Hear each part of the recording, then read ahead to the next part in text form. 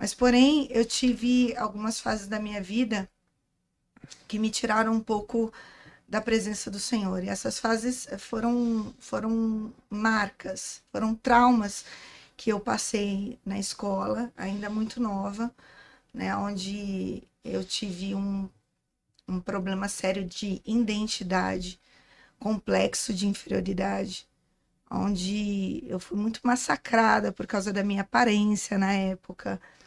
Um bullying. Um bullying, exatamente. Inclusive, olha só como é de Deus. Uau. Teremos um episódio exclusivo aqui no GigoCast no mês que vem sobre bullying Ah, para importante. ajudar as pessoas adultas e crianças de todo o Brasil. Deus tem Glória a Deus movido o por meu isso. coração para isso. É forte. E Deus me apresentou um homem de Deus, um filho de Deus, um príncipe de Deus, para estar falando e ministrando sobre isso aqui na mesa do GigoCast. Em breve vai estar sendo Incrível. divulgado e é para ajudar as crianças, a ajudar as pessoas, porque isso maltrata tanto Muito. que faz com que a pessoa pense em até, Em suicídio. né? Que é o meu caso. E não só as crianças, É. os próprios adultos, né? Porque Adultos. os pais não sabem como se portar, seja da criança que está sofrendo, seja a criança que está atacando, né? Nesse tempo, se fala mais sobre bullying, né? As pessoas tratam mais sobre esse assunto. Na época que eu passei, não se dizia muito, não se falava muito sobre isso. Aliás, não tinha muito envolvimento nessa área. Tanto que minha mãe, na época, quando me viu presa em um quarto escuro, onde eu não queria sair, eu não tinha perspectiva de vida, eu não tinha perspectiva de futuro, eu não tinha identidade, eu não reconhecia quem eu era, né? Quantos anos você tinha? Eu tinha por volta de 12 anos.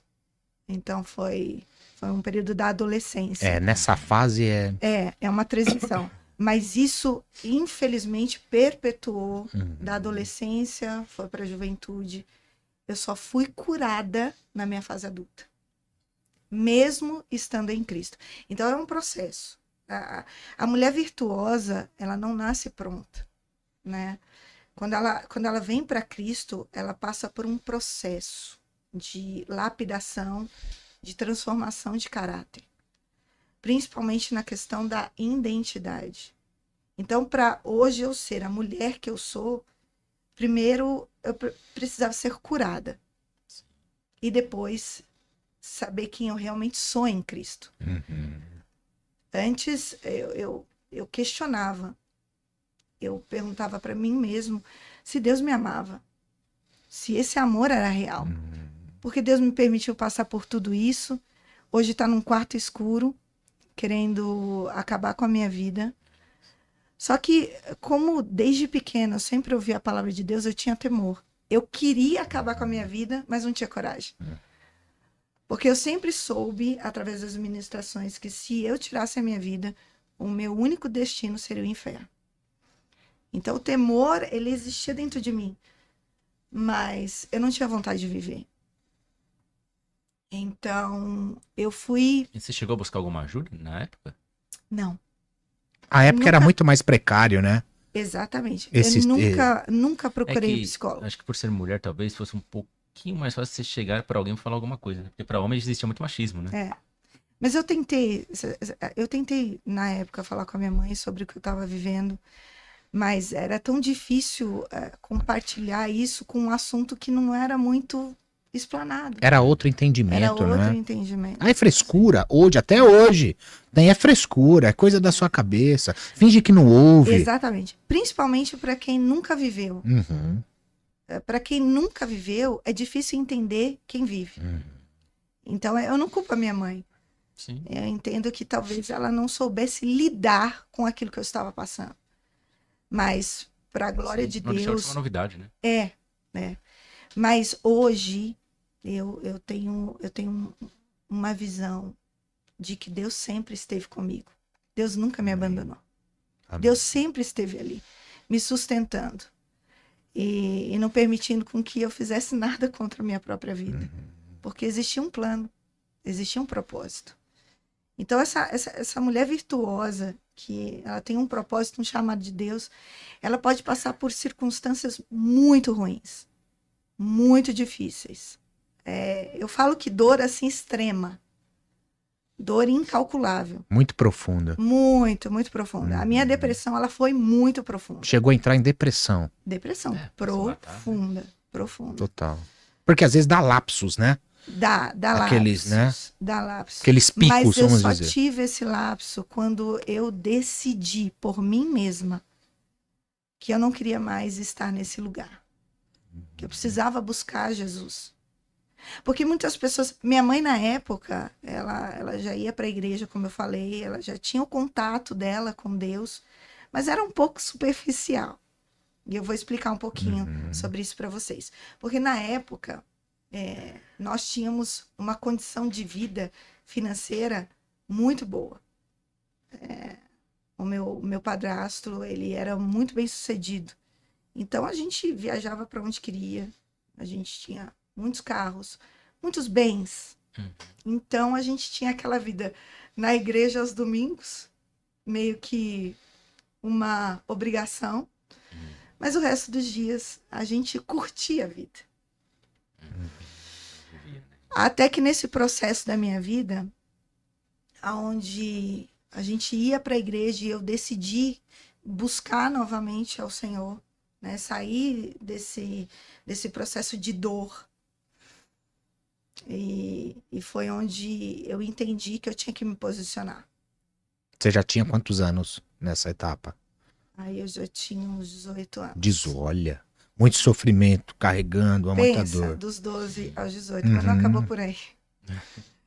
Porque ainda veio um processo aí longo, foi quase uma década. Para alguns é até difícil, né? Tem pessoas que, tenho certeza que está me assistindo, olha para algumas pessoas e diz assim, por que com ela é tão rápido e comigo é tão demorado? Sim. O meu processo foi lento. Para alguns é rápido o entendimento. A vida da pessoa muda, a chave vira. A minha não, a minha demorou para a chave virar, mas ela virou. Então, o tempo de Deus, ela chega na vida das pessoas, não importa se dure 10, 20 anos, mas esse tempo de Deus chega.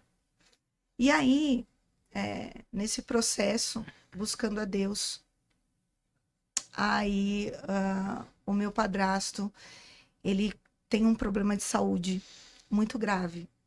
Ele estava em viagem, né, de negócios, e no aeroporto ele teve um derrame. E ele até, na época, ele estava se preparando para a gente fazer uma viagem, tipo, estava preparando uma vida para a família. Daquele dia em diante, a nossa vida mudou completamente. Porque ele ficou muito doente, e logo depois ele perdeu o emprego. E tempos depois, a minha mãe recebeu um telefonema de uma profetisa que falou assim para ela, eu preciso falar com você e é urgente. Deus tem uma mensagem para você. E minha mãe saiu e foi até a casa dessa profetisa. Lá Deus usou ela para dizer que ela tinha que economizar, porque ia passar um vento muito forte. Deus ia permitir um vento passar e que a gente ia ter perdas. Mas até aí, assim, perdas. Deve ser uma coisa ou outra, né?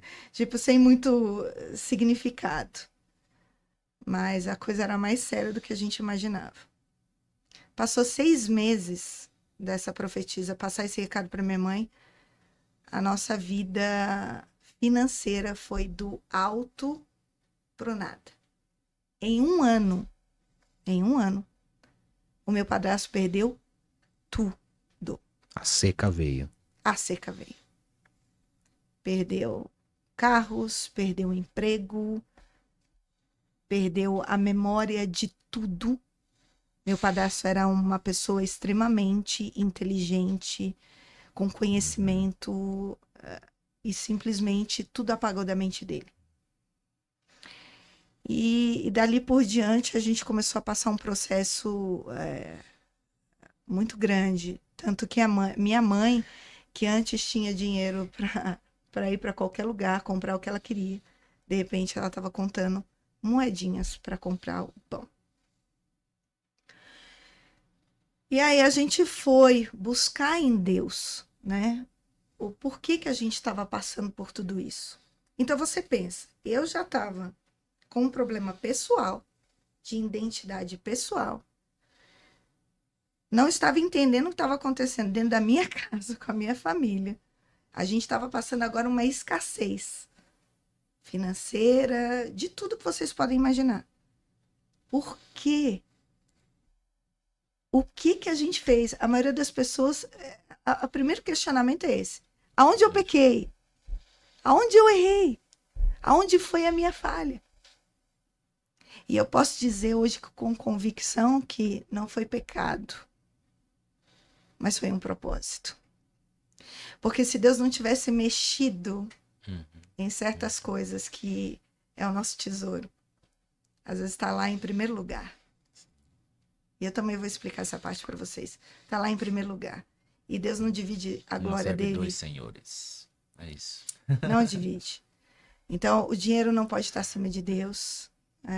Nem o seu marido, nem a sua esposa, nem o seu filho pode estar acima de Deus. Tudo que tiver acima de Deus, Deus ele vai dar um jeito de colocar as coisas no seu devido lugar. É Ele acima de todas as coisas. E isso deixa uma grande lição que até você que está em casa, que está nos acompanhando, não é sobre o que eu vejo e posso ter.